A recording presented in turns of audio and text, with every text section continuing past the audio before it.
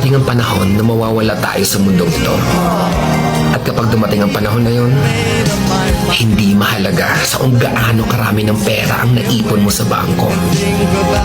Hindi rin mahalaga sa kung gaano ka successful sa trabaho or sa business mo. At lalong hindi mahalaga sa kung gaano kaganda ng mukha at ng katawan mo. Dahil ang mahalaga pagdating ng panahon na yun ay ang sagot sa tanong na naging masaya ka ba? Nagawa mo ba ang kagustuhan ng puso mo kahit pag-gaano ka malito sa mata ng mundo?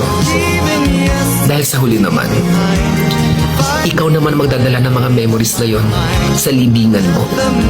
Hindi naman ang mga tao sa paligid mo.